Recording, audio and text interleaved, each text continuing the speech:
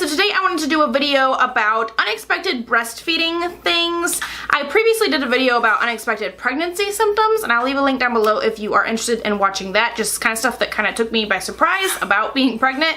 And today I want to sit down and talk to you about stuff that kind of surprised me about breastfeeding. I'm currently 8 months into it, and I just wanted to kind of give a few things that came as a surprise to me, things that I really wasn't informed or educated about to begin with, and things that I've learned along the way and stuff like that. So let's hop right into it. First of all, I didn't realize that engorgement was such an intense thing. Like when I first got my milk in, if you hear Calvin, if you hear any jingling or any noise or anything, that's my baby. He's just right over here in his little pack and play, so please forgive the noise.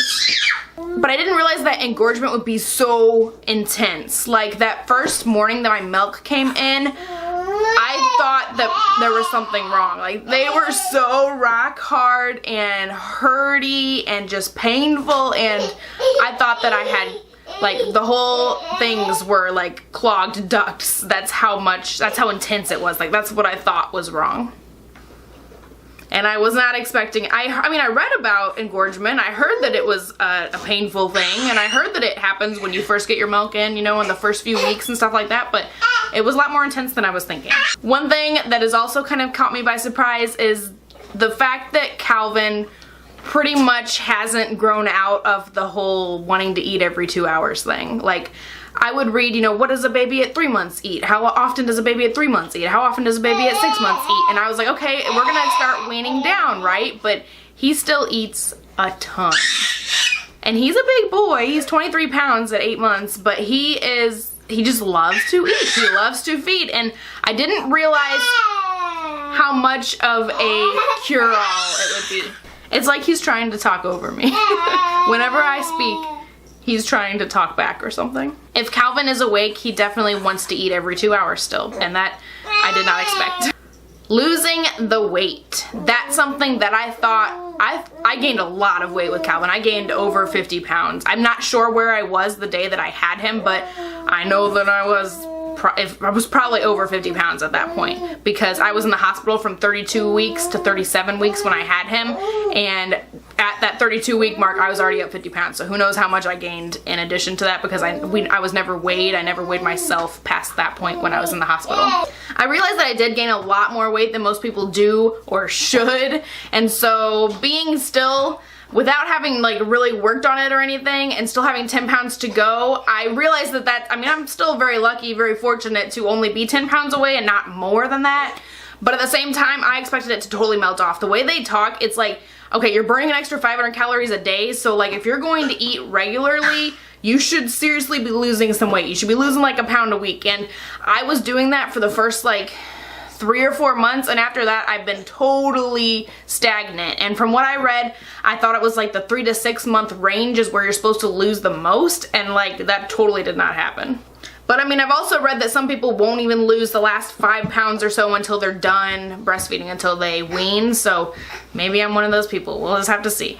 I didn't realize how difficult using a cover was going to be. I know that it takes a lot of practice now, because I expected, you know, just baby's just gonna sit there and be good and find the nipple and be a good little baby while you're like all covered up. But you need to actually be able to, like, at least I did. I needed to be actually like see him and help him, because he had a lot of difficulties latching. We had to use a nursing shield for like almost the first 2 months. So using a a nipple shield, is that what did I say? A nipple shield in addition to a cover, like that was just like a pain in the butt for me. I mean, I didn't do it very often, but it was a struggle when I did do it, and so I don't use a cover anymore, and it was just it really surprised me. I thought it was just gonna be easy peasy, but it's not.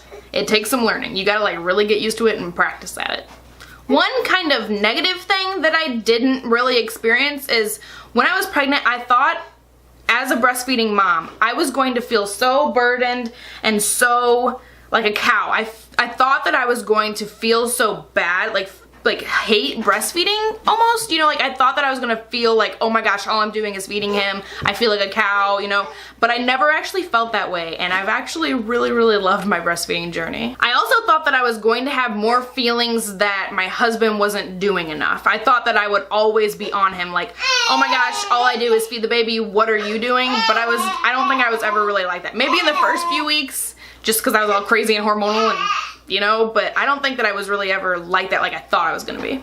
Having more milk in one boob over the other and having your boobies different sizes was not something that I expected, but my right boob definitely produces a lot more milk than my left one, and you can tell when you look at, I mean, not so much like in clothing and stuff like that, but when you're just looking at them, you can tell which one has more milk than the other one. Dude, I was so nervous and afraid of breastfeeding in front of others. I never was with Justin, my husband, but in front of just like my family, like my sisters or my mom and stuff like that, I was very nervous and I did not like doing that at all for the first probably at least 4 months or 5 months maybe. Like seriously, I really am still kind of that way too with some people. Like, I haven't ever fed Calvin out in public, like in the middle of Walmart or anything, but I fed him like in the car and stuff like that without a cover. I don't care. I don't use a cover. I'm not going to use a cover, but I'm much better about like nursing around like mom and dad and my sisters, you know, people like that, like my close friends and family and stuff like that.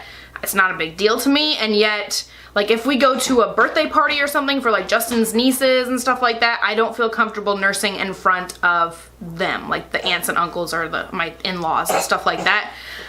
I don't know. I wish that I was more gutsy. I wish that I was, you know, just like a feminist side of me just wishes I would just whip out my boob all the time, but I'm not totally comfortable with that.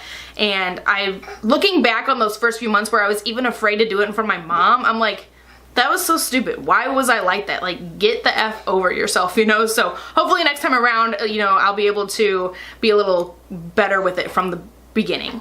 One thing, I definitely thought that my diet was going to like directly affect Calvin. Like when you get on Pinterest and you start looking at stuff like that and they're like, eat this way, you know, the diet for the breastfeeding mom and stuff like that, and like don't eat melons because it'll give baby gas and all this stuff. I thought that everything that I put in my body was directly like straight up going into Calvin and affecting him like exactly, you know, and it's not so much, it might be that way for some people, but I did not find that it was that way for us.